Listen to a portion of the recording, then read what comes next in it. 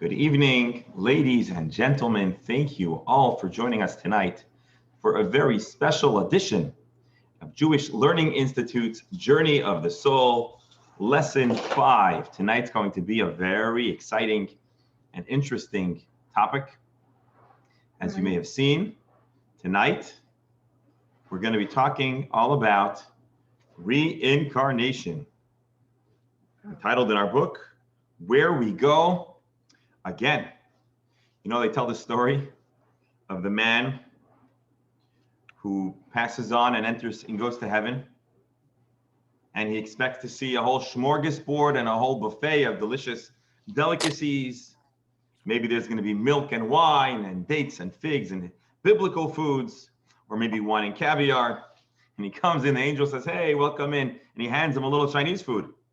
So the man looks at the angel and says, "I don't understand. I thought, we're going to see some heavenly refreshments. What's going on over here?" So I said, "Hey, buddy, tonight's just you and me. So I just figured we'll do a little takeout." So tonight we're going to try to figure out, is it true that all the souls end up in heaven? Is there a missing step? Is there something else in between? And so we're going to look at the Jewish understanding, or following our discussion last week, where we spoke of the Jewish understanding of the afterlife. We spoke about after a soul is uncoupled, is separated from the body, how the soul has a purging refinement process. We call that Gehenna, hell, purgatory, where the body is refined, and then at last a soul, after its term of refinement, can long last enjoy paradise and all the bliss afforded to a soul after a life full of hard work on this earth. But the question is that really the end? Is that the end of the journey of the soul? Does the soul that's departed ever get to experience life on earth again? Does Judaism believe in reincarnation? I know, spoiler alert, of course it does, because we're talking all about it tonight. But what does it mean when Judaism says the word reincarnation? Now, on one hand, you could say, "Oh, this is philosophical. It's not for us. We're simple down-to-earth people. We don't need to engage in deep philosophical conversations." But in truth, this question has bearings on a lot of how we understand ourselves. Where does our soul come from? If our soul is here for a second or third or fourth trip, why? And does this inform what's expected of us in this lifetime? So when we understand reincarnation, we'll hopefully understand a little more about our purpose, our role, and the reason we're here to begin with. So here are some questions we're going to ask today.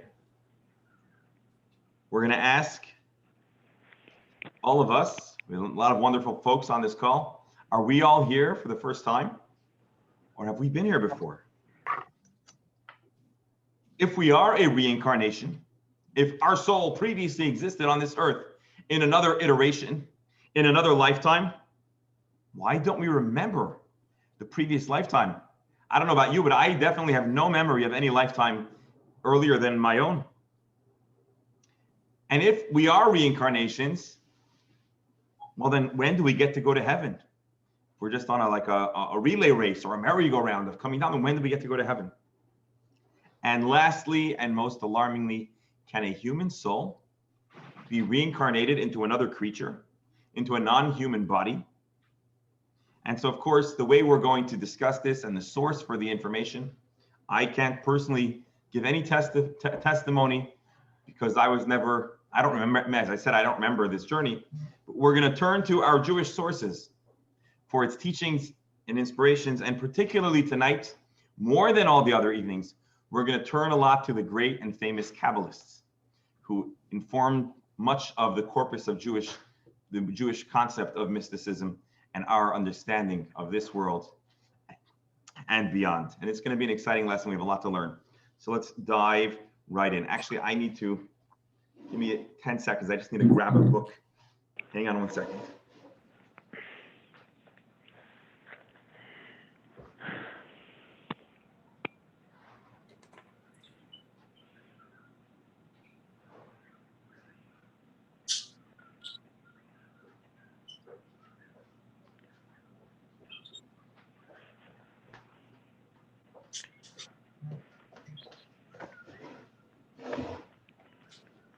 Hey folks, I'm back. Sorry about that.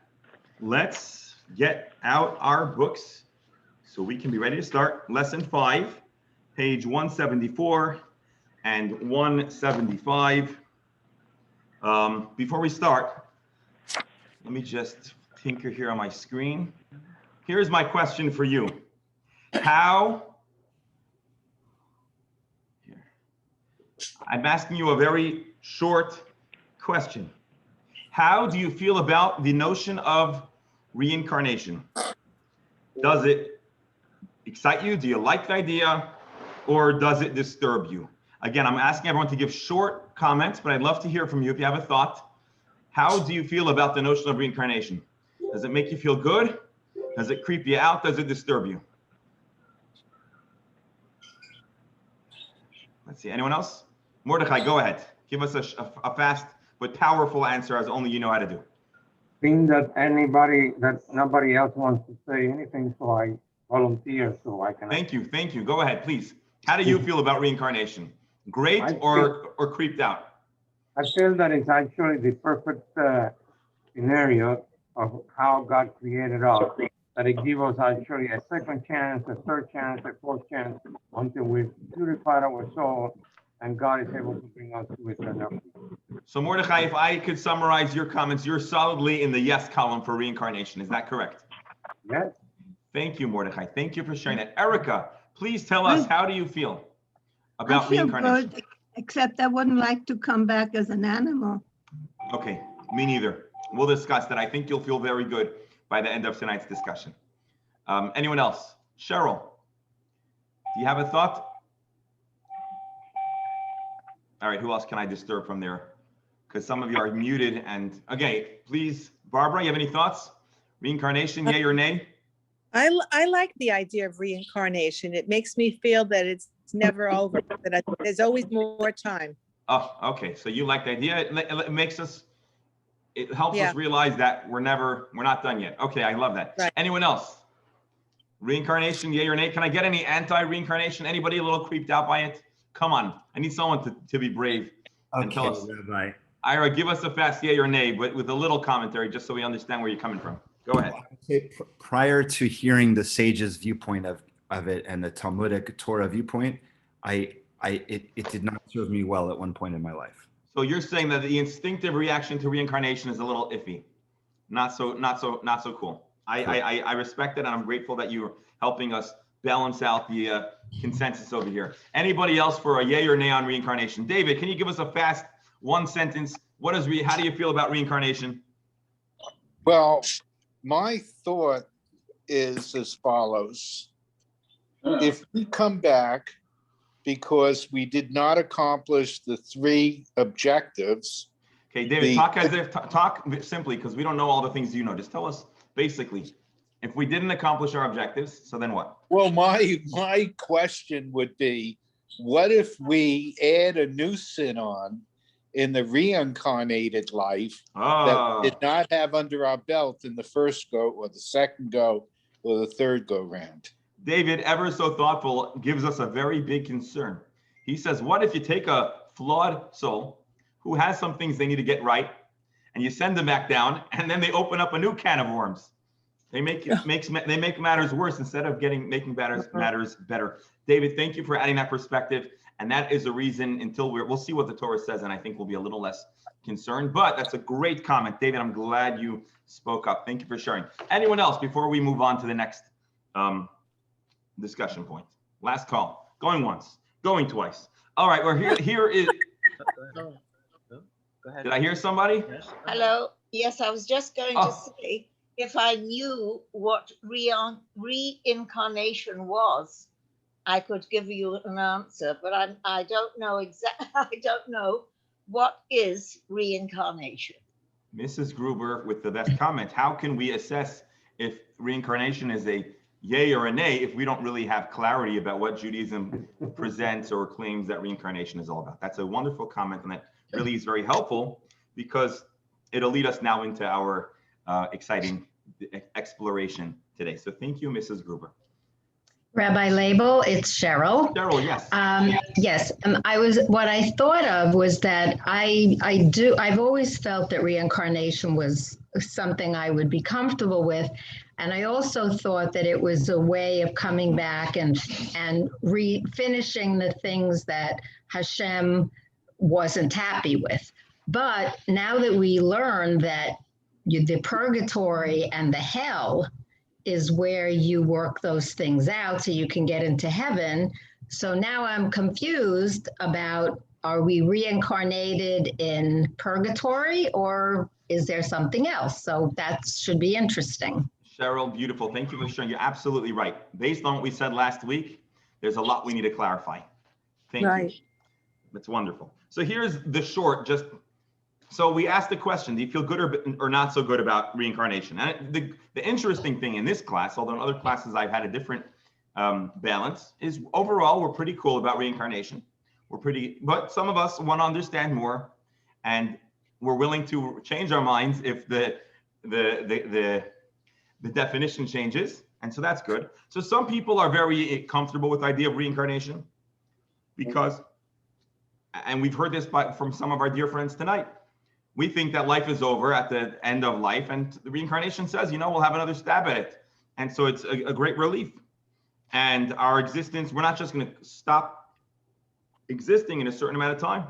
We've got a past, we've got a future, and existence even on this earth is not as temporary as it may have seemed. So that would be a way to kind of summarize all of the positive things that we've heard. But on the flip side, some people are more than a little weirded out by the idea. Why?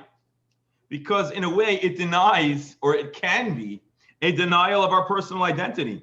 Some people feel, or might feel like, hey, are you telling me that I'm not really who I am? Really, I'm somebody else? And I'm, it's like, God forbid, a person wakes up with amnesia and they don't remember their old identity. So they start building a new identity.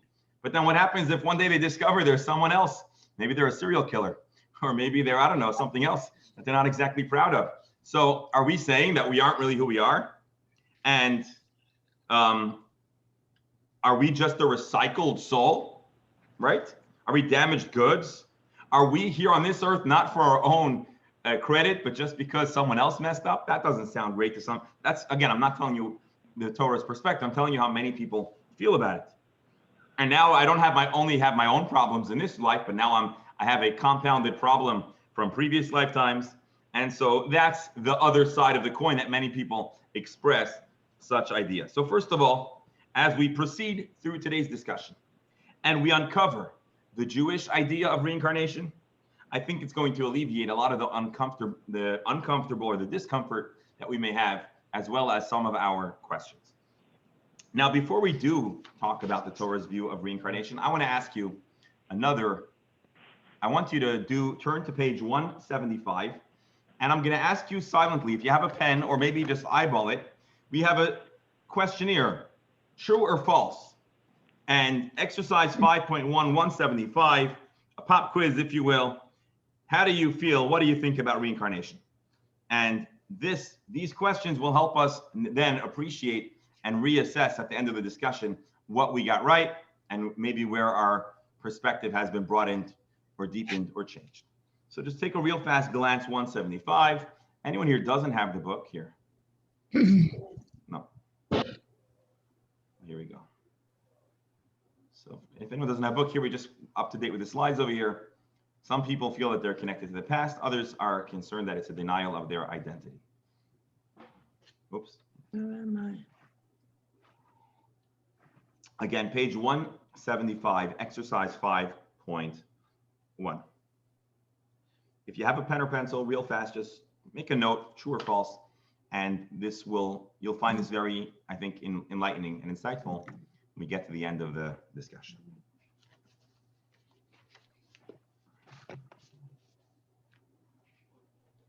All right, give me a thumbs up if you're ready to move on, please. Did the questionnaire? Anyone for a thumbs up?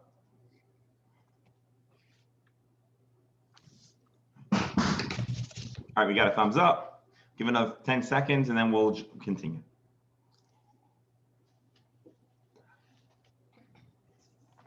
All righty, here we go.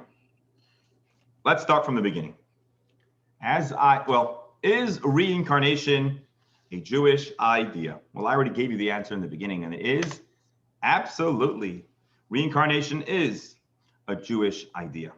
Now, the long answer is it's not 1,000,000% simple because, as you know, 2 Jews, 3 opinions. There are some early Jewish opinions, famously Reb Sadia Gaon. I don't know if you ever heard of Reb Sadia Gaon. He's a famous Jewish philosopher. He writes that he's uncomfortable making or claiming that reincarnation is a Jewish idea. But really, the strong majority of Jewish viewpoints in the Torah are that reincarnation is something that's part of the Jewish belief system. And that is certainly the mainstream Jewish perspective. As a matter of fact, there's a prayer. I'm not sure if every one of you says this prayer, but there's a prayer that's found in every denomination. And when I say denomination, I mean Ashkenaz, Sfard, Roman, Greek, all different kinds of different groups of Jews going back. Again, I can't say that I surveyed contemporary prayer books, but going back, this prayer is found in every prayer. Text 1, Mordechai, if you'll read for us text 1, and then the challenge is might this text show that the average Jewish perspective is reincarnation is something true? Text 1, 176. Please go ahead. Master of the universe, I hereby forgive anyone who has angered or beset me or sinned against me, either physical or financially, against my honor or anything else that is mine, whether accidentally or intentionally, inadvertently or deliberately, by speech or by deed, in this incarnation or in any other. Do you see any clue to what Jewish thought, the Jewish stance on reincarnation? Mordechai? Yes, I see a lot of clue. In other words, we're asking God to make sure that He clears our soul against anything wrong that have been done to us or that we have done, because we want to make sure that we come up clean in front of God, and we don't hold any regret or any resentment against anybody else. Thank you. And so, but the interesting line over here is we're expressing a strong degree of forgiveness. We forgive. This is a traditional prayer recited before going to sleep, right before the Shema. And the declaration is, I'm forgiving anybody who may have done any harm to me. And we go through, it's like a legal document almost. We go through any kind of scenario. And one of the scenarios presented is, even if somebody harmed me in a different reincarnation. So we see solidly and clearly that reincarnation is a pretty standard idea in traditional Jewish thought. But here is the issue.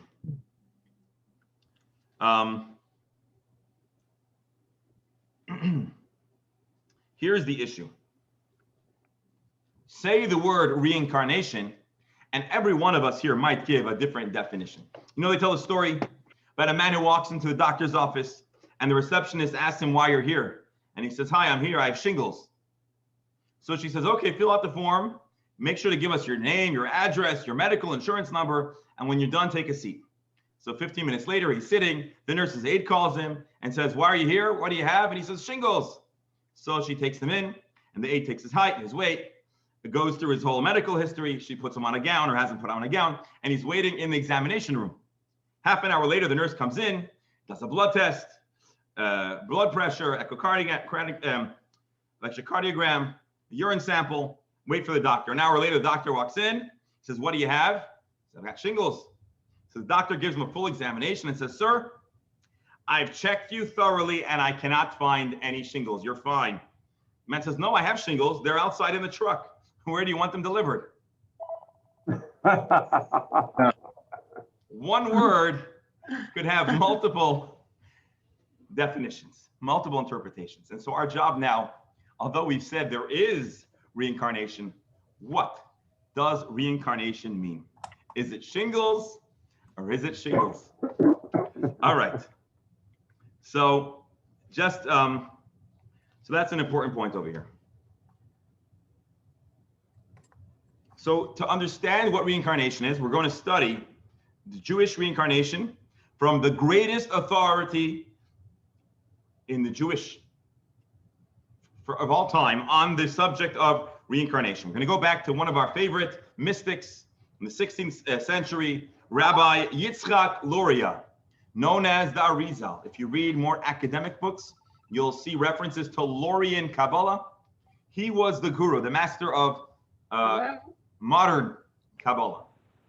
And he has a very revolutionary approach to understanding reincarnation.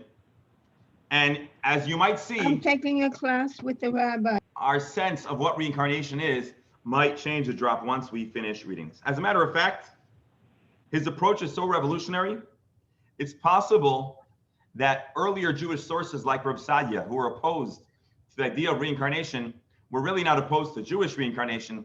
They were opposed to the prevalent Eastern concept of reincarnation. So we got to take a look to understand what reincarnation is. So let me just get up to the slides. So we're going to go back just for the summary over here, because we have questions. If the soul is reincarnated, when does it experience Gan Eden? So I'm sorry. Here we go. So the first thing we need to know is we got to go to text 2, page 177, and we're going to discover that there's a whole history of the evolution of souls. That's what we're going to discover right now. The story of souls is a lengthy process. And here's what I want you to know. Today's discussion, we're going to be talking primarily about the story of Jewish souls. The subject of reincarnation is equally applicable to, or equally described as occurring to Gentiles, non-Jewish souls. But the Jewish mystics talk mostly about the Jewish story. So I just want you to bear that in mind. We're not negating the experience of Gentile souls, but we're teaching the story of reincarnation in the context of the Jewish people. And so the text we're going to read from is a famous work called Shar HaGilgulim. It's the authoritative treatise on reincarnation.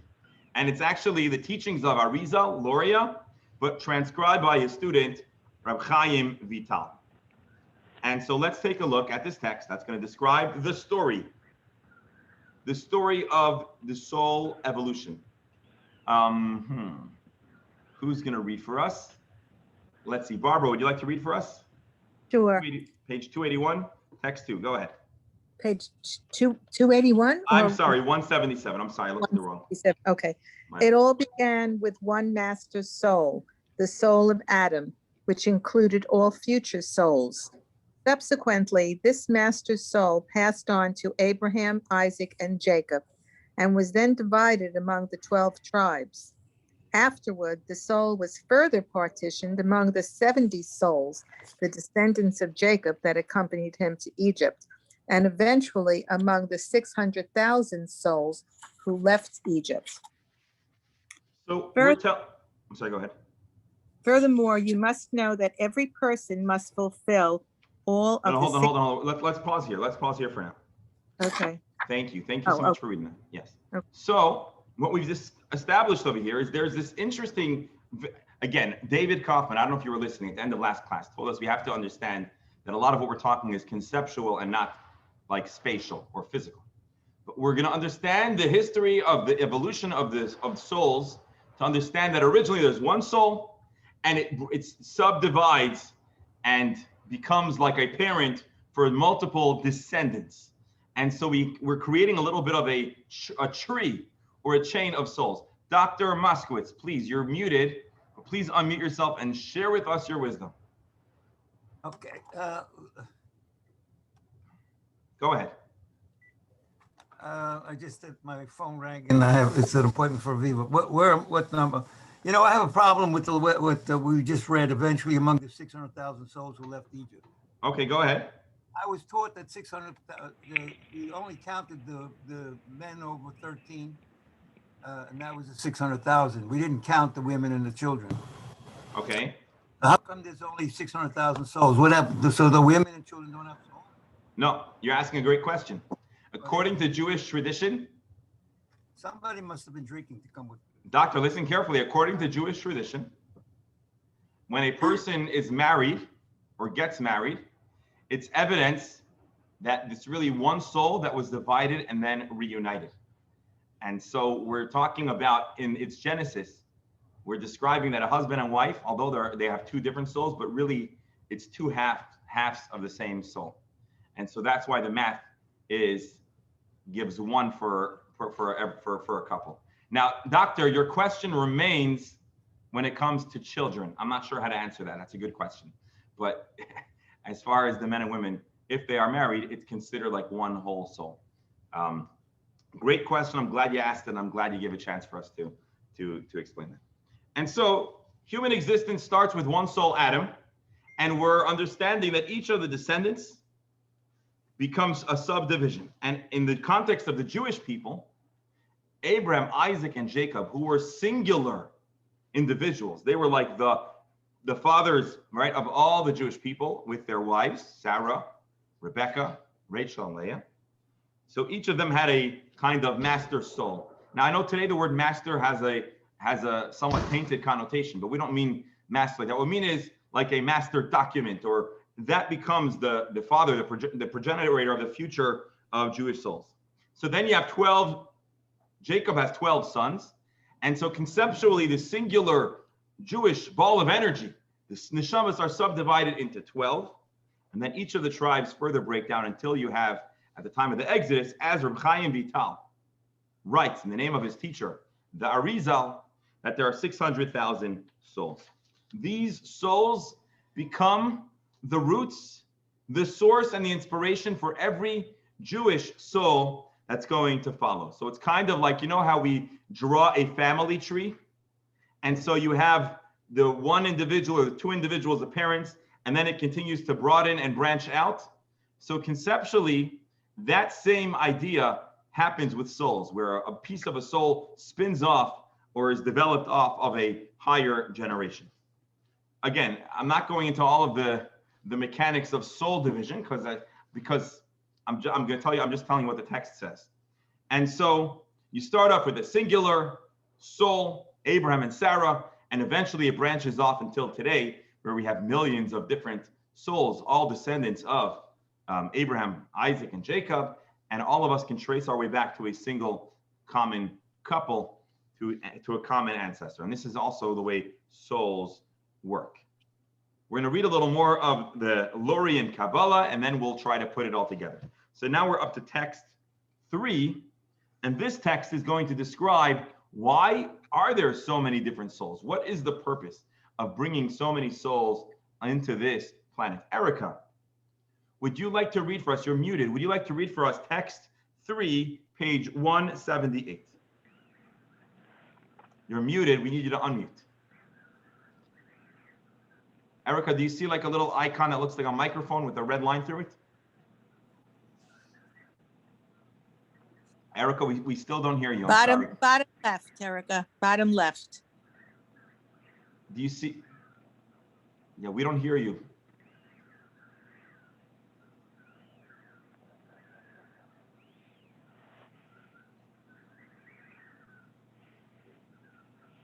Erica, do you see there's an icon that looks like a little microphone with a red line through it? You got to hit that and it'll allow you to. All right, it's not working. All right, Erica, let me read this text. Please play around because we want to hear your voice. So as soon as we're able to have you unmuted, we want to hear you read. Text 3, 170. Oh, you're here. Go ahead, please. Oh, I think I got it. I don't know. We hear you. Wonderful. Okay. Please read for us. Furthermore, you must know that every person must fulfill all of the 613 mitzvot. If a soul does not fulfill all 613 mitzvot in action, speech, and thought, it must be reincarnated until it completes them all. So what we have is we have 600,000 souls. That's really the amount of Jewish souls out there. But it's times 2 because if a person is married, they enter into a deep partnership with their spouse. So when a person is married, it becomes one soul. And if a person is single, they have their own independent soul and they are accomplishing what they need to on this earth. And so, Rabbi, would it be times 2 or divided by 2? Because instead of, I'm sorry, right? Divided. I'm sorry. Yes, you're right. No, Thank- 1 second. Divided by 2. Yes. In other words, it's 600,000 times 2 because that's the amount of individuals there are, but it's half of that number of souls. Anyways, we don't need to get technical. Those days, there was more than one wife. Interesting point. We'll have to look into that. sorry, Rabbi, please continue. Holes in this. Thank you. I have license to continue. Thank you so much. I appreciate it. All right. So we have 600 souls that have a mission. Arizal says they have to do a divine task. What's their divine task? To do mitzvot, to bring the world to a complete, holy, and divine state. Should a soul not manage to accomplish all that it is tasked to do, Lori in Kabbalah, the Arizal tells us in the book of reincarnation, that soul would be given another opportunity to continue its list of tasks. So again, I want you to understand. So you have 600,000 approximately souls present at Mount Sinai receiving the Torah. And God says, hey guys, every human being is important. Every human being has a role to play. But you Jewish people, listen up to what your role is. You're going to have to do 613 mitzvot. When you do all those mitzvot, you take this world towards its destination in a grand plan that God has to make this world and each person themselves infused with divinity and holiness and bring the world to its perfect state. Every soul has a specific task among the entire community of Israel. Now, very few of those 600,000 original individuals completed their whole task because it's a very long list. And therefore, if they had work that was left undone, or maybe they did some damage, they are given another opportunity called a Gilgul, reincarnated, so that they can continue the work of making the world, or bringing the world to its perfect state. We still have a lot of questions on the table. This doesn't bring clarity. This is just first giving us a mission statement. Why is there reincarnation? Now, let's continue. There's more that souls need to accomplish. Let's catch up with the slides, and then we can do the next step. So I'm going back just to give you the summary. The history of souls. Adam was imbued with a soul, which eventually leads, we're skipping a few generations, to Abraham, Isaac, and Jacob. Big souls on the family tree. It's a single line, right? Abraham and Sarah have a son, Isaac. Isaac and Rebecca have a son, Jacob. Jacob and Rachel and Leah and that's a good point. They collectively have 12 sons who have 12 households, and each are subdivided into 12 souls, if you will, and then you've got all the children of Jacob, leading eventually to 600,000 root souls. And those are the individuals tasked with the divine mission at Sinai to bring the mitzvot, to bring divinity into the world. Again, I'm just giving you a summary. What is a soul's mission? So we've already covered A, to reveal God's presence by doing godly stuff. What's godly stuff? Whatever God says to do. The mitzvot, the commandments. Number 2, and specifically, to fulfill mitzvot, up to 613 commandments, which leads us to step 3, text 4. Text 4, page 178. Let's see. Dr. Moskowitz, would you like to read for us text 4? I'd love to. You should also realize that each individual must study all 4 of the Torah's layers, which are referred to by the acronym PADRES, or Orchard. They are Peshat, Ramesh, how's my Hebrew? Pretty bad. Derush. Fantastic. Thank you. And Soul. Literal, Allusion, exegetic, and mystical. You see, the English words are harder than the Hebrew. Go ahead. Yeah. It's necessary for a soul to be reincarnated repeatedly, completes them all. Do we actually believe that? I'm sorry? Laurie, the way he put this whole thing together is that the soul, my soul will come back again and come back again until I get up to 613. Then I'm free. We'll discuss it. We'll discuss it. Okay. But for now, we're just going to take it. What Loria is saying, what the Arizal is saying is that a soul has jobs to do. It has to study. Sorry, it has to do lots of good mitzvot, up to 613. It also needs to increase its knowledge base by studying the Torah. And there are different methods of Torah. There are different ways of understanding and deciphering and engaging with Torah. But first, just to see this on the screen here is the soul's mission. Reveal God's presence, do the mitzvot, which will then rectify the body and soul. And then there is the studying of the Torah. Next slide. Reincarnation. I'm sorry. Okay, let's catch up again. Reincarnation allows the soul to complete its mission.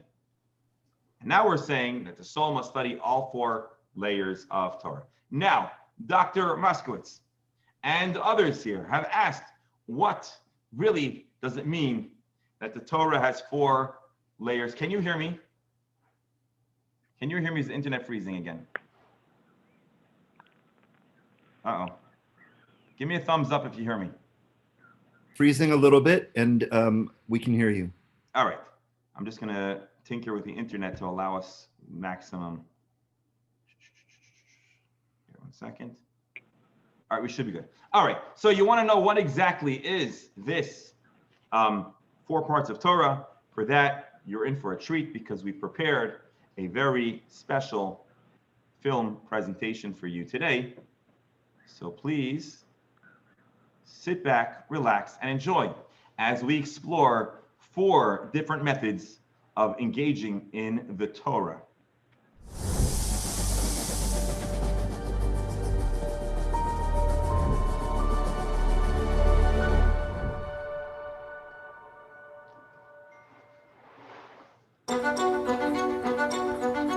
Human authors express themselves in their works, both directly and subtly, sometimes intentionally and always subconsciously.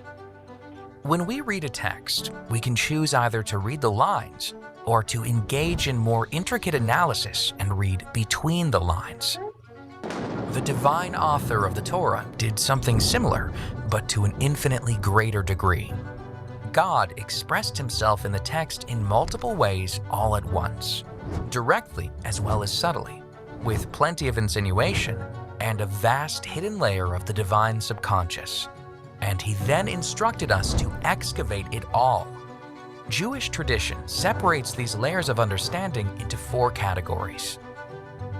The first is pshat, direct intention, which is derived by examining context and syntax. For example, the Torah begins with the words, Bereshis bara Elokim, es hashemayim, ve'es haaretz. In the beginning, God created the heavens and the earth.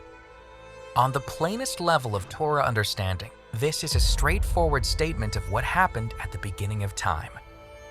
But the simple meaning is not always easy to clarify. Many biblical commentators, most notably Rabbi Shlomo Yitzhaki, the 11th century French scholar known universally as Rashi, devoted their efforts to clarifying the straightforward meaning of the often mysterious biblical texts. Our second layer of understanding is remez, allusion. This refers to subtle communications that are encoded in the text. They can be uncovered using methods such as the numerical values of the Hebrew letters, the acronyms of words and phrases, or unusually sized letters in the Torah scroll. For example, the Torah's first 2 words, Bereshis bara, in the beginning, God created, carry the numerical value of 1116. That's the identical value of the phrase Barosh Hashanah Nivra. It was created on Rosh Hashanah. We are thereby informed that Rosh Hashanah is the anniversary of creation. Our third layer of understanding is drush, interpretive. Our sages extrapolate a vast corpus of ideas and instruction from the Torah's text through methods such as textual comparison, sequencing analysis, and homiletical interpretation. For example, From a sequencing perspective, the Torah begins with the wrong beginning. It describes creation, a narrative that is seemingly secondary to the Torah's primary function as a book of guidance that tells us how God expects us to act on a daily basis. The Torah should have dived directly into the nitty-gritty of the laws.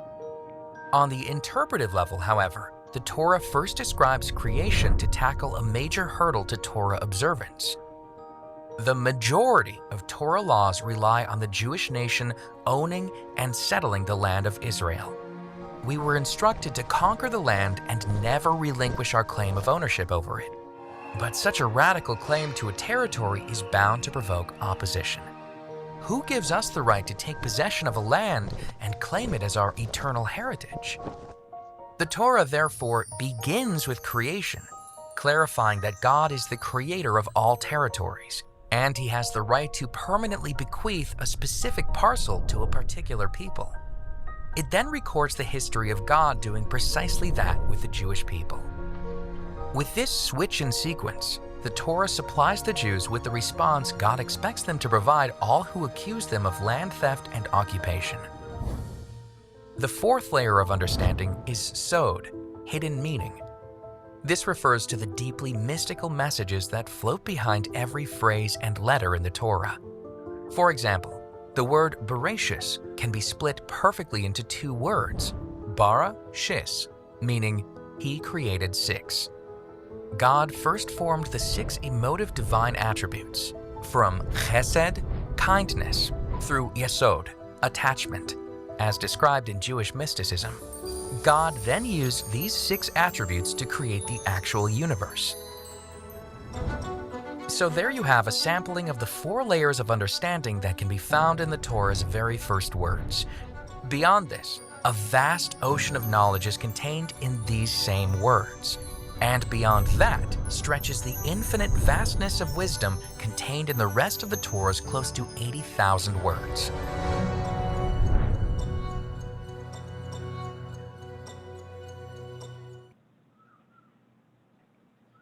So there you have it. In a nutshell, there are four different tiers, levels of information that can be extracted when we study the Torah. Just to recap here on the slide, Pshat, the simple explanation, Remez, hints and illusions, hints that you can find by examining a careful examination of the text, Dirash, which is expounding and extrapolating, and then lastly, Sod, which is the esoteric, mystical explanation. And so what we're saying here in a nutshell is that a person that's brought to this earth is tasked with doing mitzvot, good deeds that are commanded in the Torah, and engaging their minds in the study of the Torah. Now, folks, I have some good news for you. Because you're here tonight, you're feeding your soul some Torah, which is allowing your soul to further one of the stated reasons for its being here on earth, according to the Arizal, according to this important teaching of the Arizal in Lorian Kabbalah. So now we understand that a soul is here to accomplish very beautiful, profound, and specific items. A soul is here to complete a mission, which entails studying Torah, understanding our Jewish knowledge base, and doing mitzvot. And then, just to add, maybe some of you know there's a famous song that goes, well, actually, you'll take a look at it. Page 179, text 5a, real fast. Sheyabana Beit HaMikdash b'mheira b'yameinu v'ten chelkeinu v'torah tacha. May it be your will, our God, the holy temple be rebuilt speedily in our days, and grant us our portion in your Torah. God should give us a portion in the Torah. What does that mean? And the answer, in short, is that because every single human being's life experience is unique, and their mental abilities and perspectives are unique, every single one of us, when we choose to explore the Torah, have the capacity to have an original perspective that no other human being ever can or will have. And by you engaging and applying your strengths and your perspective, you make the Torah more perfect and more complete. And that is one of the reasons why a soul is brought to this earth. So we tend to say, oh, I'm insignificant, I'm not important. There's rabbis, there's scholars, there's academics, there's mystics, but that's a mistake. Because every single one of us has something to bring to the table that nobody else can. But now let's resume our conversation about reincarnation. We've said, in a sense, 3 items. Number 1, souls are interconnected. We described that maybe it's like a tree with roots and branches, and that's number 1. Number 2, every soul has a mission to accomplish: mitzvot and Torah, study and action. And number 3, we mentioned that when an individual does not have the opportunity to fulfill their mission, they might have to reappear on this earth for reincarnation. By the way, just if you want to take a look, on page 181, here you have another summary or recap of the 3 items needed: fulfill the mitzvot, study the Torah, and have an original perspective of in the Torah. So let's dig deeper. What does it mean that a soul is reincarnated? And this is probably the most important and different perspective than you may have been expecting. So let's talk about the mechanism or the mechanics of reincarnation. So here's text 6. And what text 6 is going to tell us in short is absolutely groundbreaking. It's massive. What we're going to understand is an important critical distinction between Jewish reincarnation and other faiths or thought systems' view on reincarnation, which we're going to see in text 6, page 182, which is, our souls are not recycled. Let's take a look at this groundbreaking text, 182. Who wants to volunteer to read? First come, first serve. Anyone? Important text. I need a volunteer. I'll read it. All right, Barbara, was that you? Or Cheryl? I'm sorry. Yeah, You got it. Cheryl. Cheryl. Cheryl, please honor us with texts. On my screen, you're both next to each other, so sometimes I can't tell where the sound's coming from. Cheryl, go ahead. Please honor us. Text 6, 182.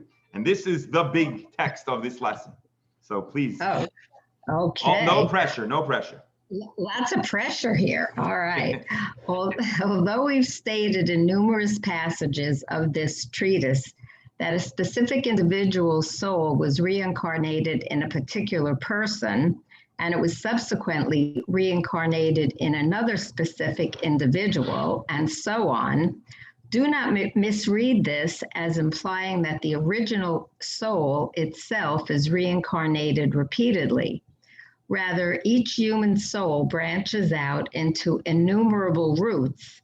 Every root contains an infinite quantity of soul sparks.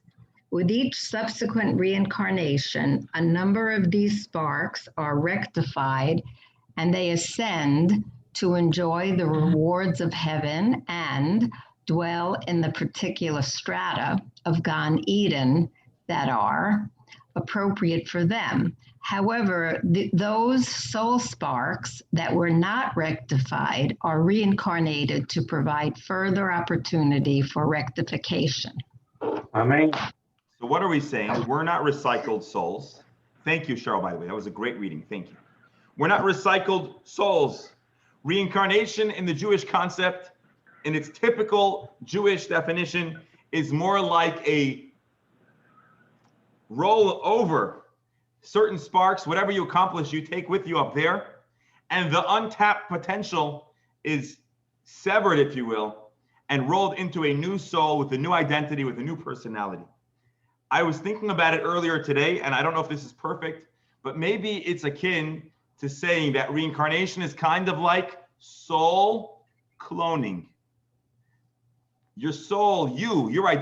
When a person is cloned, and again, I'm not sure if people are cloned yet, but if a person is cloned, or Dolly was cloned, right?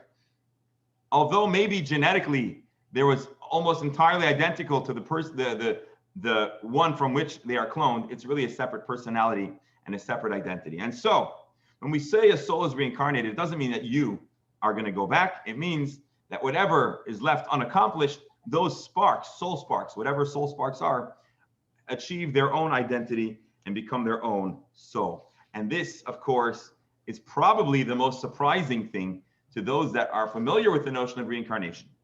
Reincarnation is a process in which a new soul is, another word I see used is grafted or generated from the old soul. And when a soul has a spin-off soul, right, the root continues, or they have a new branch off, and it's very, very powerful and advantageous for the original soul, because although they didn't have the opportunity to accomplish what they needed to, it will get done in the next iteration. And so every soul, based on this text, and again, I never saw this firsthand, I'm accepting the teachings of Lorien Kabbalah and Jewish tradition. Every soul has a lot of soul sparks, divine energy and potential. And every time you do a mitzvah, you get to keep, if you will, one of those sparks. It becomes part of your identity. And that spark, that item on the checklist is checked off, and it's part of your story. It's part of your identity. You remember when we said that when a person goes to heaven, their reward is born out of the good deeds they do, the mitzvot they do?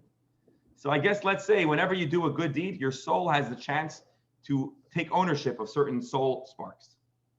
When a person passes on, the soul sparks that the person has gathered, accomplished, taken ownership of, that becomes part of his Gan Eden, his divine heaven experience. And they create deep connections with Hashem. The sparks that weren't yet achieved, those get rolled over into a new soul, into a new person, and they go back to this earth with the opportunity to make up the missing link and to have an opportunity to delve into parts of Torah that maybe the earlier generation has not had the opportunity to do so. And this soul spark is like a kindred soul, but not the same person. It's a kindred soul, and we're helping each other out. It's maybe a kind of relay race, right? You do your job, and then you pass on whatever was unaccomplished to the next soul, which then has the opportunity to come back and do their job. Now, there are also sparks, and David asked this question. David said, what happens if you come down onto earth, and instead of rectifying the previous soul, or instead of making things better, we make things worse? That can happen. Sometimes we mess up. Sometimes we sin or something by doing negative actions. So that harms certain soul sparks, but that also can be repaired. How? And Cheryl, I think you said this, right? Or again, you see, I have you next to, and I keep on mixing up, and I'm sorry about that. Who mentioned about if Gehenna is the way to make up, or if it's reincarnation? Cheryl, it's you, right? Oh, sure. So you're right. Sometimes minor damage can be repaired with Gehenna, and then you get to take ownership and keep those sparks. But sometimes a more serious kind of damage will be rolled over and re-presented to the rollover soul, the new grafted soul, to repair. And so you asked a great question then, and the Kabbalists address it. And if the soul sparks that need to be repaired are given a new opportunity and dispatched to a new soul to come down into earth. But the primary role of the soul that's been rolled over, the new soul, is to make up for the missing links of the previous soul. So hypothetically, if a soul could come down into this earth and live a perfect life and do everything they can and should, they might not need reincarnation. But in all reality, that's rare to impossible. Any questions or comments before we continue? I know this is very heavy, and it certainly shifted a lot of our concept of reincarnation. Any fast comments or questions before we continue? I just have one quick comment. Go ahead. We're speaking of sparks and cloning, and all of this conversation is not involving any mention of Hashem. And yet we all believe that our souls are a spark of Hashem, a little bit of what was breathed into Adam, but the regeneration and the cloning and the da-da-da-da-da-da, without a mention of Hashem's hand in it. David, you have a fast answer why we don't mention Hashem's hand in it? Excuse me? Do you have a possible theory why we haven't explicitly referenced God?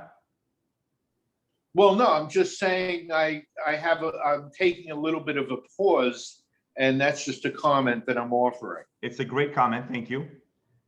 The whole system of how souls work and why souls exist and what they're meant to do is God's task. The mitzvot are not acts. They're divine, godly, instructed acts. So God takes a soul and says, hey, soul, here's what you got to accomplish. Every time you do one of these things, you bring perfection to the universe and you take ownership of these potential sparks of connection between God and this individual. And that becomes part of their heavenly relationship with the divine. And the failed areas, because God created a system that's a whole nother discussion why, and it's a good discussion. And so without saying the word God, the whole conversation is all about what God expects from us and how he creates souls and how he imbues them into the earth. So that's a beautiful comment, and I'm glad you asked it, but I think the answer is it's full of God.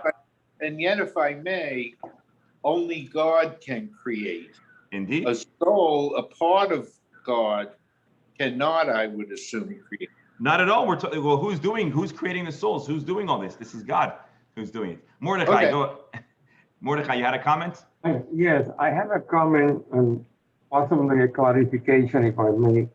Now, we talk about individual souls, but we just read over here on text 6, a specific individual soul. In the meantime, you were referring before that the 600,000, they were between man and woman, and two Yes. are one soul.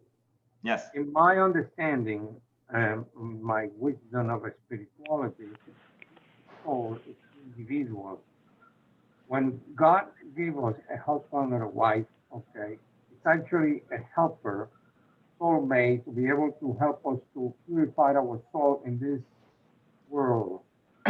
Each one of us is going to have to answer to God according to our deeds and the way that we evolve and the way that we react to the act. Thank you. No, but the Kabbalists, the way they describe it, of course, everyone has their own soul. But when we're talking about a life mission, if a person has a relationship of marriage, they merge their accounts because a lot of what they accomplish in life is joint. They have a joint account. And so for the Kabbalists, for the purpose of this tree, count it as one soul. But this is semantics, really, because of course every person has their own soul, and yet there's a way that they are united. So it's a good comment. And I'm glad you pointed that out. Yes, we're not absolving anybody, and you can't. If you're a husband here, you can't just say, "Oh, my wife is a good person, so I could just be a terrible jerk and not live my full life because my wife is a tzaddikus," or vice versa. Of course, each individual, each half of a couple, or if a person's on their own, of course, the same, has the same responsibility to live morally and to achieve their goal. And yet, there are certain parts of the soul work, let's say, that when a person is married in the Jewish tradition, they can have a joint account, and for whatever that means. Thank you for that clarification and that comment. Thank you. All right, so this really is a real crash, I think in every sense, a crash course on Lurian and conventional Jewish mystical notion of reincarnation. For some of you, this may feel disappointing. I'll tell you the honest truth. For me, it was a little bit to internalize this idea, because I like the idea of literally coming back myself. And there is space for that, but the common understanding in Jewish mysticism is, as we've described, God created 600,000 souls. They were tasked with a mission. And whatever they fail to do, there are rollover souls or grafted souls or souls that God creates anew with the sparks, and it's a kindred soul. I like the idea of cloning.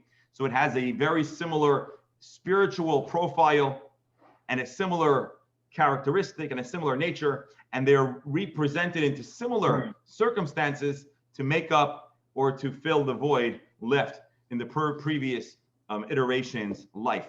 Now, we're going to ask a very important question in a few minutes. I just want to tell it to you now because I know many of you are thinking it. If you're telling me that I am likely a reincarnation of someone before me, and they didn't have a chance to do everything, so really my main task is a few specific items. How do I know which items are my task? We don't get a manual or a text message or some kind of flash of inspiration that tells us what we're meant to do. That's a good question. We'll answer it in a moment. But a more elementary or fundamental answer is that in truth, we're meant to do everything. Even though we're sent here for a specific purpose, we're meant to live a all-around good, wholesome Jewish life. And there are certain opportunities that will come our way, and we'll explain how in a moment. So that is the crash, the essence of reincarnation. Now we're going to get to what we might call the freaky part of reincarnation, if this wasn't bad enough. Are you ready for this? So, I'm sorry? Yeah, we're ready. We're ready, okay. So there are other subcategories of reincarnation that are even less, are a little more interesting. The first thing we're going to talk about is, I'm sorry, let me just to put a bow on it.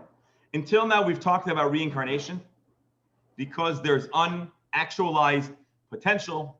There's things the soul needs to do. They didn't accomplish it, and so they're rolled over, and there's a new life and a new soul and a new identity to make up and to complete the task. But there are other variations or more quirky kinds of reincarnation, less typical. Number one is what we might describe as partial reincarnation. The Kabbalistic word is even more disturbing.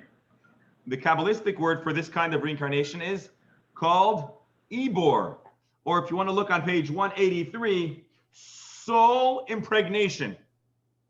Ready for this?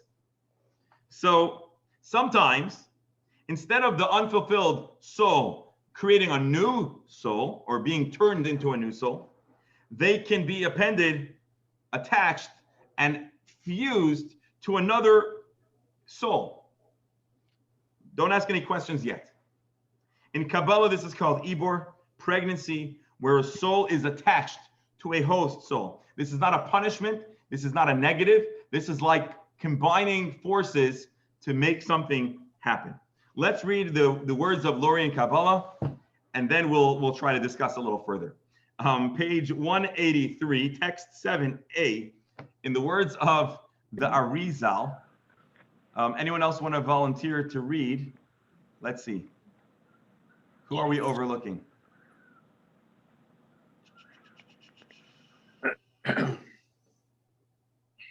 Ira, are you there? I'm here, Rabbi. Would you like to read for us real fast? Yes. Page 183, text 7a, soul impregnation. Soul impregnation. The concept of Gilgul, reincarnation, is that a soul, requiring further rectification, enters the body of a child as it emerges from its mother's womb to serve as the newborn soul. It has no permission to leave that individual until the person's destined day of death. By contrast, the concept of Ibor, soul impregnation, is that a soul enters an adult body that is already inhabited by a soul the person's primary soul received at birth. In this case, the individual is merely impregnated with a guest soul in addition to harboring a primary soul. The individual then carries the extra soul, much as a woman carries a child in her womb. All right, so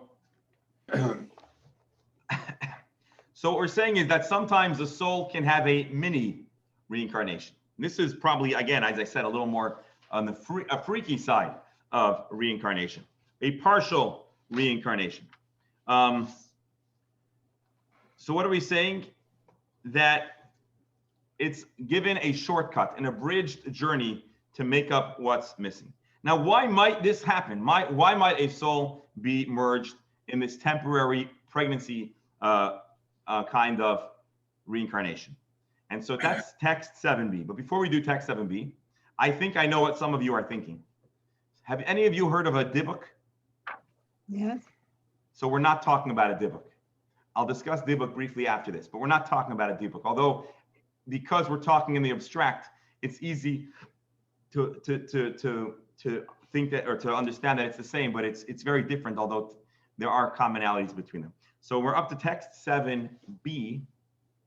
Who here? David, you want to read for us 184 text 7b?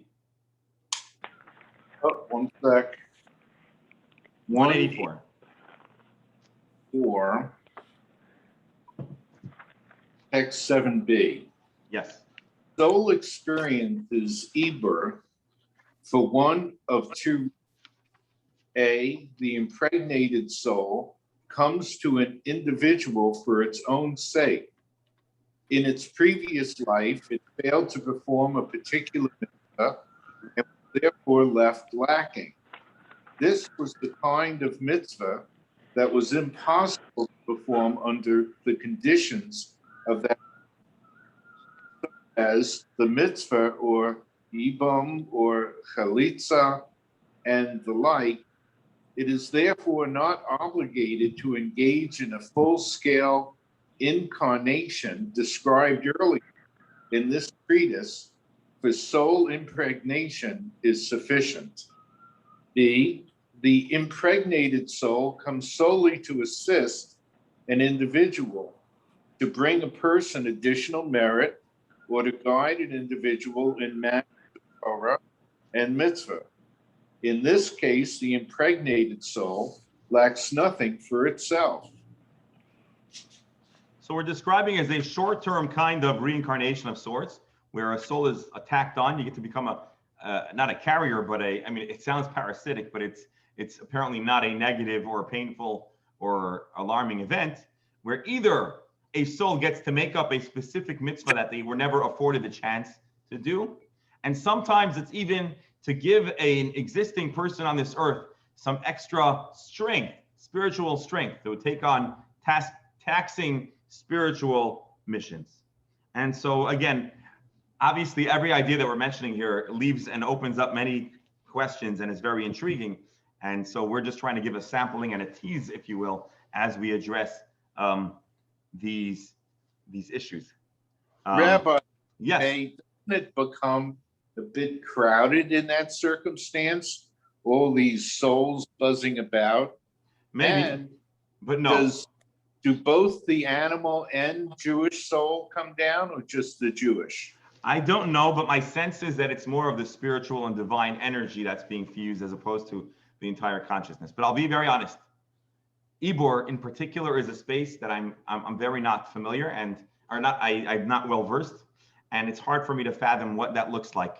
All I can tell you is based on my additional reading in these mystical texts, it's not an alarming or painful event. On the contrary, it seems like it is somehow advantageous. And lastly, typically a person does not know, and it doesn't really make much of an impact to your daily operations should one have another soul piggybacking on you. So they should have called it a piggyback soul, but in the Kabbalist time, they didn't have piggybacking.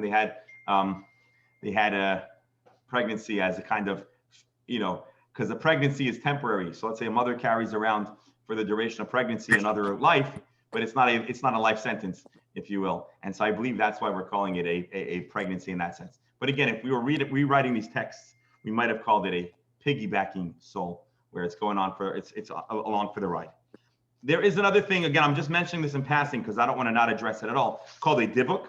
A dibuk is an entirely different idea, where a soul is, and it's trickled into folklore, and there's some movies and some plays about dibuk, and I'm not even telling you that they fully accurately portray what Jewish tradition says about it. Suffice it to say, it is akin to the idea of how do you call it? Where a soul kind of forces its way in, and it's not piggybacking in a mutually beneficial way, but it tries to disturb. A soul somehow has the ability to disturb a person in a lifetime. Again, the course doesn't really mention it, but I just wanted to not leave it off the table entirely. Then lastly, there apparently under rare circumstances could also be a soul could be reincarnated in a non-human form. When and why? So before we even start, I just want to tell you, it's a rare kind of event. At least that's the way the Jewish teachings describe it. Text 8, I'm going to read it because we're marching towards the finish line. I don't want to leave any of the essential points here out. When a human soul comes to the world and becomes soiled by sin in the process, it reincarnates in another body to rectify itself. Again, this is text 8, page 185. The second life is its first reincarnation. If it fails to rectify itself in that lifetime, it may return for a second reincarnation. If it again fails to find rectification, it may endure a third rectification. After that, however, there is no longer provided opportunities for rectification via reincarnation. So what this text describes, and Mordechai, I don't know if you did this intentionally or not, but at the beginning of the lesson, you very, very clearly and accurately portrayed a four times that a soul might come back. You said once or twice or three or four, and you were actually predicting, or maybe you knew this, the teaching of the Arizal, Lori and Kabbalah, which is that a soul is given 3 strikes, 3 redos, and then it is out. Now, if you read this text again, I'm not going to do it, you'll notice that in this instance, the soul appears to make zero progress. If a soul makes 0 progress, they would still be afforded 3 strikes. But if a soul does the work and they aren't perfect, because no one is, they would be afforded additional opportunities. But if a soul strikes out 3 times, then Lori and Kabbalah describes that once they're maxed out, there might be a more distressful way of finding, repairing the soul. And that would be what's described as animal reincarnation, where a soul could be brought into the form of an animal or a vegetation. Now, the human soul, David, to probably answer a question that I imagine you'd ask based on your previous question, it's not that the human soul is animating the creature, it's just that somehow it has to bear and tag along a more miserable experience as an animal. So if you want to read here, we have a text, another Kabbalistic text called Emek HaMelech by Rabbi Naftali Hertz Bacharach, German Kabbalist. So he writes like this, text 1, page 186, text 9. It says, behold, God does all these twice or thrice with man. Again, that a soul might only come 3 times as a human body. Afterwards, it might be forced to wander the planet until it's reincarnated as a inanimate, vegetative, or animal entity. Then it has done its penance, and then it could go back to heaven. So typically reincarnation is about repair. There's this rare form where a soul strikes out completely and totally, where they might have to go through a more unpleasant kind of experience. Because a human being's job is to elevate the world they're in. And if, God forbid, they abuse their world and they degrade the world they were brought into, so sometimes, very rarely, they could also, quote unquote, experience a downgrade, God forbid, and be reincarnated as another kind of entity. But again, it's rare and it's not really a common, it's not portrayed as something that happens commonly in the Jewish tradition. Which reminds me of a story, they talk about 2 friends, we'll call them Yankel and Moshe. 2 friends made a pact that whoever will pass on first, they'll appear in a dream and from the afterlife and to inform their friend about what it's like up there. And so unfortunately, Yankel passes away first. And so Moshe is waiting anxiously for the report. And, a few days pass, a little longer than expected. But Yankel, the deceased friend, appears to his friend in a dream and says, Moshe, you're not going to believe it. Life is amazing. I eat whatever I want. I sleep when I want. The sun is shining so brightly and comfortably. I'm surrounded by green grass and pastures. I don't have a worry in the world. So Moshe says, wow, Gewaldik, that's great. I can't wait to join you in heaven. Yankel says, who said anything about heaven? I was reincarnated as a cow in Montana. Anyways, so that is, again, a rare event. But this brings us to the bottom line, which is, as I keep on mentioning, the Kabbalists tell us, all of us, everybody on this chat, and everybody who's going to be listening to the recording, and a number of people asked to mention they couldn't come tonight, so they're going to be seeing the recording. So I just want to give you a shout out to all those watching in the future. We are all spin-off reincarnated souls.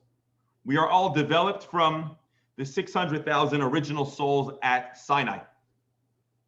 And we're, according to Lori and Kabbalah, at the end of the road. All those 600 souls have kept on being reintroduced to the world to perfect and perfect and perfect. And we are like the final scan, we're picking up the final loose strands.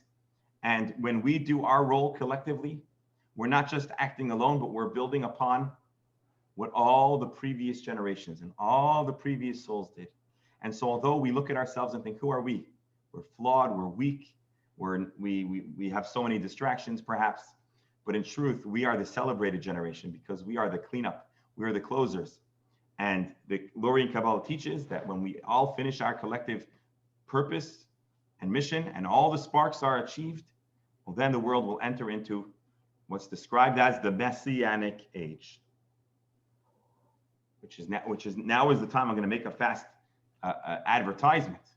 God willing, our next course by JLI, which is going to be in April, toward the end of April, I believe. I'll share with you next week the exact information. It's going to be all about what Judaism has to say about this Messianic era. But suffice it to say that this is a cumulative process, and we are described as being towards the end of the road. So now all of us are wondering the question I teased previously, which is, how do we know? How do we know who our previous soul was, and how do we know what's missing? So I have some disappointing news for you. It's highly improbable that any of us will ever know precisely who our previous iteration or who we're being reincarnated from. And this is actually something stated by someone who is qualified to weigh in on Kabbalistic matters. This is someone named Rabbi Moshe Cordovero. He was actually, if I'm not mistaken, the successor of Arizal. They were contemporaries and he was a successor. And he writes on text 10. And by the way, I don't know if you remember in the beginning of the lesson, I said this class, we're going to be reading a lot from the mystics. And we sure are. Page 187, text 10. Disappointing words. It's impossible to deduce or intuit whether one possesses a reincarnated soul or not. Unless, ready for this? One is the recipient of a mystical communication in this regard. So some people may have some kind of mystical communication. I've never had a mystical communication. Maybe some of you have.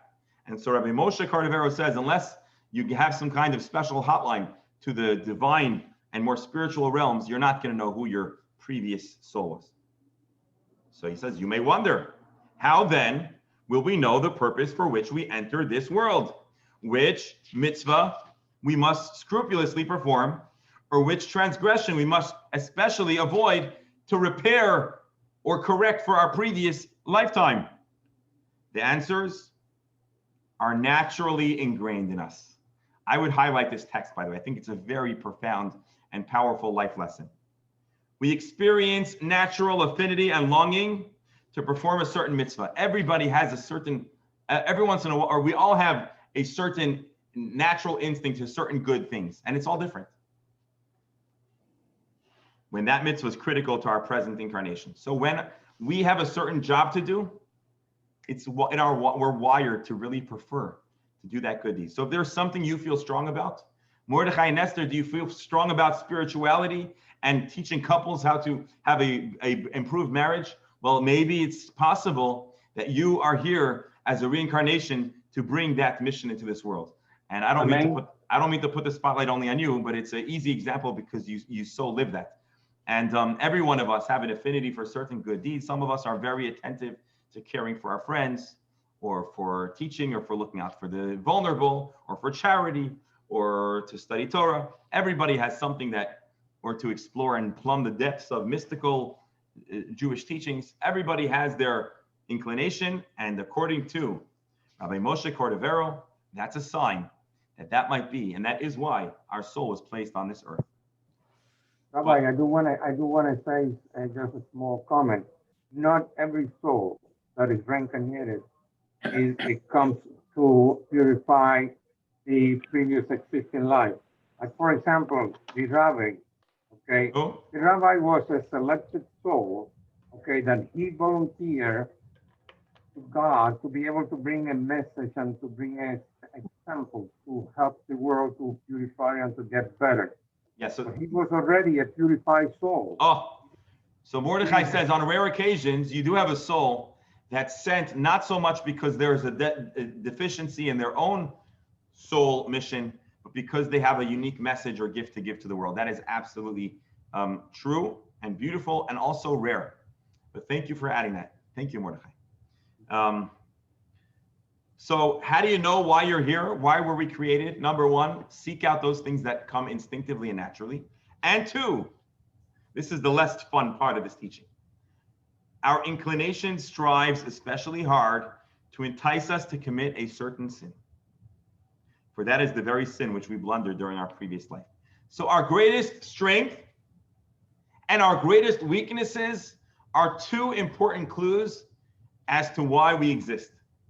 And so this teaching serves as a motivation for us to do our best and to have confidence to take on those things which are most challenging to us.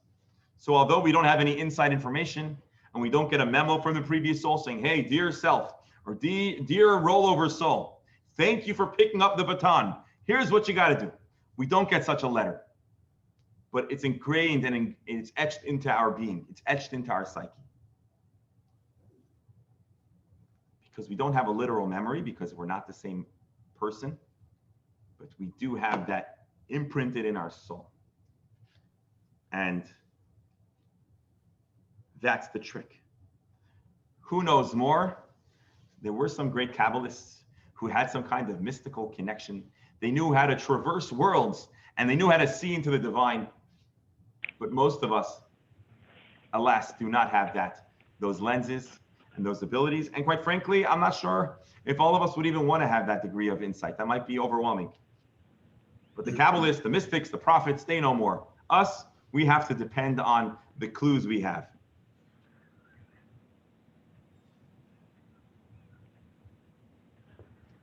There's a very interesting letter, and I'm just going to summarize because the hour's late, and I have a very fascinating film I want to show you at the end, which is as follows. A man wrote to the Lubavitcher Rebbe. Says, Rebbe, I'm struggling really hard in my marriage, and my marriage is in shambles, and maybe it's time to give up. And to be clear, there are times where the right thing for a couple to do is to divorce. I'm not saying that. But in this story, a man tells the Rebbe, my wife is getting on my nerves, and I'm ready to throw in the towel. And the Rebbe tells him, okay, I hear you. That's your right. But you might want to consider if perhaps a lot of the flaws are on your side, well, maybe you've been placed on this earth to repair a flaw in your previous lifetime's marriage. And maybe you should do your best, give it your all before you throw in the towel, because maybe that's why you're here, to overcome your own personal interpersonal flaws and to make that marriage work. And I think that's a fascinating letter. And again, that's the kind of letter that a mystic, a tzaddik, someone with divine insight could share, or uniquely could share. So we're not going to read it just because the hour is late, but it's page 188, text 11. And he says, things that are difficult sometimes, well, I just want to read one line. I told you in the previous letters that it would be challenging. You are meant to find it difficult, for the success of your life's mission hinges upon your sincere efforts towards marital harmony. And so the Rebbe is telling him, again, we don't all have mystics writing us letters telling us our purpose, but this man did. And he was telling him, your life's purpose is to try to overcome and take on the challenges of marriage. Let's read text 190, a little more about the sparks, and then I'm going to run a real fast. I'm going to run through the slides to help us catch up and summarize what we've studied, and then I'm going to show you a film that's going to knock your socks off. So here we go. Page 190, text 12. From the moment God instructed our forefathers Abraham, or our forefather Abraham, go from your land, following which it is stated, Abraham kept traveling further southward. The mystical process of the rectification of divine sparks was launched. Subsequently, by decree of divine providence, individuals travel to the location in which the divine sparks that these specific individuals must rectify await their redemption. Saintly individuals with spiritual vision perceive the locations, they take the initiative to journey there. The rest of us are left in the hands of the primary cause, God, behind all causes, and the ultimate reason behind all reasons. God orchestrates countless apparent causes and circumstances to bring specific individuals to the location in which their predestined service of rectification is required. So we ask the question, how do we know what our soul is meant to accomplish? We now have 3 answers. Number 1, things that come naturally to you. Number 2, your greatest struggle. And number 3, as life takes you here and there, seek out opportunities to do good. Because God is the driver of God is your captain. He's driving you where you need to be, when you need to be there. And because you're there, it means God has a purpose for you. And that's how we can identify our purpose and why we were sent onto this earth. Let's scroll really briefly through the slides that over here. Mission of the soul. Do the mitzvot, study the Torah, and have your own independent portion in the Torah. There are rectified sparks. Those are when we do things correctly. Unrectified sparks were missed opportunities or violations of mitzvot. If the sparks are rectified, they become part of your soul portfolio. Again, I'm giving a recap here, and they ascend to Gan Eden. Unrectified sparks become the foundational spark of a new soul. What about other kinds of reincarnation? Here's the pregnancy or piggybacking reincarnation, and that is for, hold on, who's? I'm going to temporarily mute everyone so that I don't hear the echo. Okay, here we go. Partial reincarnation. There's a temporary guest soul for the sake of the guest soul or to assist the host. Non-human reincarnation is after 3 strikes. It could be a form of punishment. Here is the frustrating teaching. It's impossible to deduce or intuit whether you were reincarnated or not, nor who exactly your previous iteration was. But how do we identify our personal mission, strengths, weaknesses, and our life's circumstances? So many people on this call, for example, live in Florida. And some of you, it was a very conscious decision to move here. Others had relatives or circumstances or opportunities that brought you here. And more specifically, where you live and where you end up frequenting, and especially COVID has certainly changed much of our plans. And as much as we might hate those circumstances, there are opportunities, sparks for us to elevate, things for us to accomplish.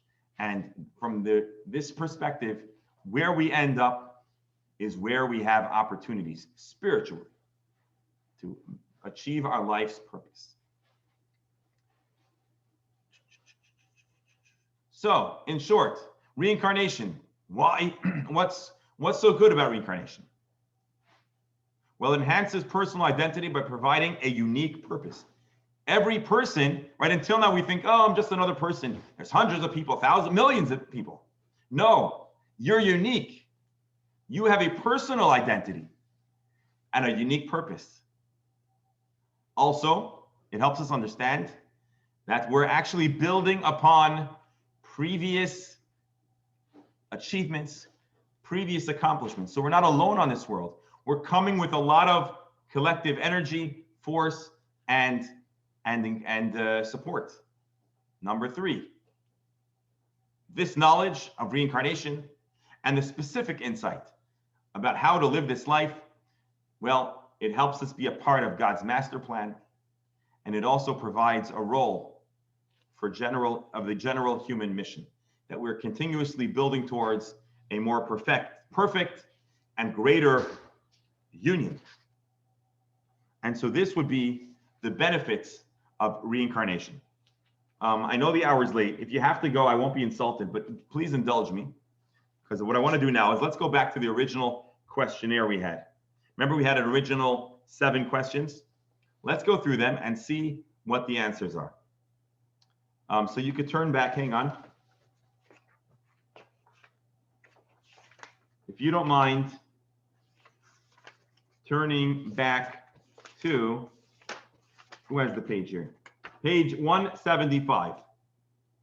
Here we go. True or false? Belief in reincarnation is basic to Judaism. The answer could either be yes, or it's a trick question, because Judaism does believe in reincarnation. But remember, is it shingles or shingles? It's a little different than the conventional portrayal of reincarnation. Number 2, does the soul inhabit another body? Not exactly. It's a rollover, it's a graft, it's a clone, but it's not exactly you. It's a spin-off. It's a new soul with a new identity. So it's not exactly true, and it's not exactly false. Number 3, true or false? A human soul can be reincarnated in a non-human entity, like a plant or an animal. The answer is that it is actually true, although rare. Number 4, is it true or false? A reincarnated soul does not have his own identity. He shares someone else's identity from a previous lifetime. Incorrect. Although we are picking up their mission, and we have a lot in common, but it's a new identity, a new personality, which is related to the previous soul. So it would be false. Number 5, is the purpose of doing good in this lifetime to be reincarnated as a person of higher stature in a future reincarnation? That is very much not a Jewish idea. It's all about what we need to accomplish, not the perks of the reincarnation. Is not a reward. Reincarnation is about our mission. The reward is, of course, in heaven. 6, a soul is reincarnated as a penalty for sins committed in a prior life. Well, no. What we've explained here, it's not at all a penalty. It's rehabilitation and another opportunity to accomplish our purpose for existence. Lastly, true or false, most souls today are reincarnations. The answer to that is a solid yes. Most souls are reincarnated. So in short, in a way, this teaching has been more abstract and theoretical than the previous lessons. But on the other hand, as we just reviewed, knowing this idea of reincarnation, knowing that we're here with a precise purpose, and every opportunity is a powerful and important opportunity for our soul, for our being, to accomplish our purpose for existence, empowers us to appreciate the power of our actions and the opportunities presented to us every single day. And if we have a struggle, to understand that struggle might be the key to deciphering who we are. And so, of course, we don't like struggle and it's hard, but if we're willing to take it on, it might just help us tap into our truest identity and our truest being. By the way, life is rough. And, Viktor Frankl has the famous logotherapy, where if a person has meaning in life, they can get through anything.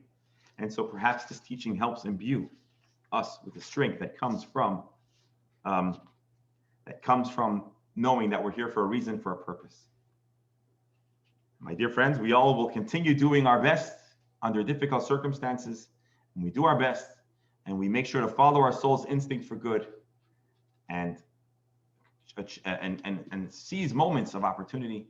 There's no question we'll all be individually enriched, and as a community we'll be enriched, and we're also bringing the world closer and closer to a time of greater perfection, peace, and blessing. Let us respond. Amen. So here we go, just to catch up on the slides. Okay. Awareness of a personal mission gives us the determination to attain a goal, strength to overcome obstacles, changes our attitude towards life circumstances. Life is rough, but it's to get us towards our goal. And it might also help us find potential within suffering and seizing every moment. So there's so many reasons why these teachings are very powerful. Now, again, if you have to go, you got to go. I'm going to show you a fast film, which is connected to what we discussed. It has to do with a baby naming and a name and the connection to a previous person. If you got to go, you got to go. After this film, I will be on call. I await your comments and questions. So just bear with me a moment. I'm going to stop the share just for a moment. Hey, don't go anywhere.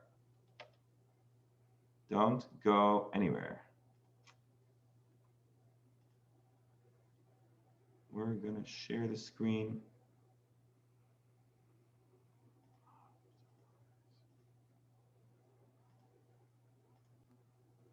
Just give me a thumbs up when the video starts, if you can see the film. This past November, the Rosen family from Miami, Florida, was celebrating the birth of a new baby boy. Everybody was really excited and all the preparations for the bris were underway. There was just one minor detail that still had to be taken care of. We were trying to choose a name to name our new baby, and we didn't have any clarity, any name in particular that we wanted to name. So Mrs. Rosen decided to pick up a phone and call her father and ask him for a suggestion. He told her that naming a child is a very special parental experience. Parents have this special divine assistance in knowing what to name their child. So he advised her to use her intuition, her gut feeling. But then he said, if you can't come up with any ideas, let me just mention that we had a very special grandfather in the family. His name was David Chai. My father suggested that we sleep on it, and the morning of the bris, we look at the baby and see if we have a strong feeling when we look at him, knowing what the name should be. The morning of the bris, Mr. and Mrs. Rosen finally came up with a right name.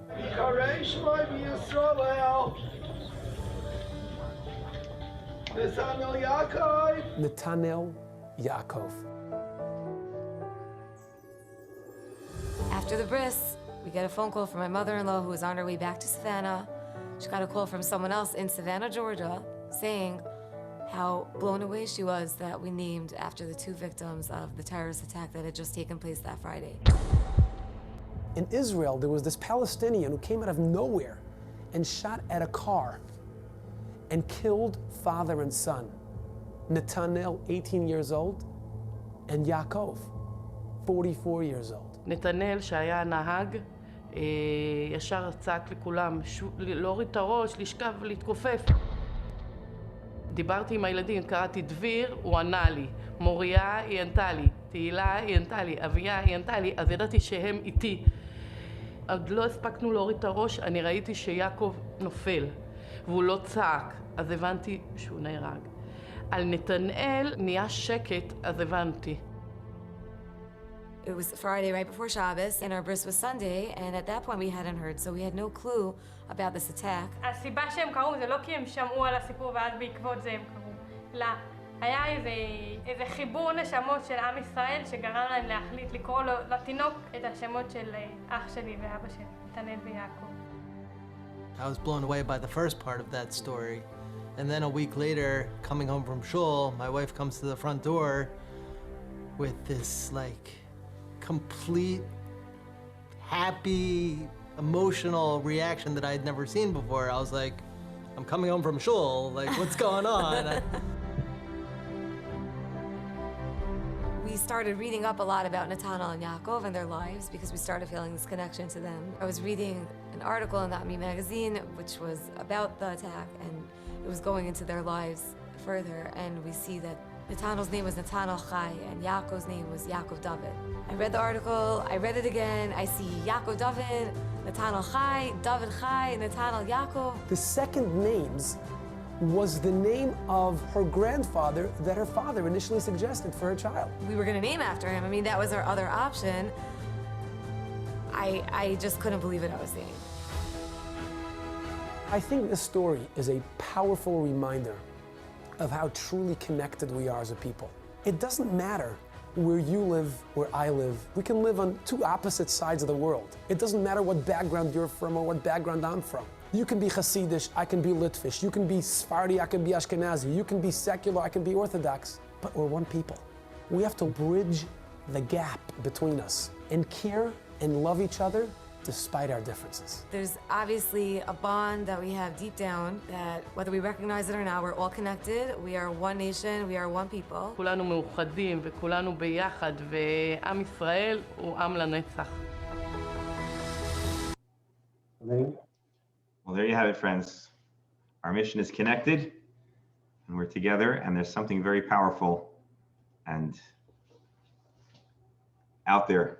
And when we do our job, we plug into something much deeper, more powerful than we can imagine. And that is just a little bit of the power of appreciating our existence, our purpose, and hopefully that's enriched by the conversation and the discussion of reincarnation.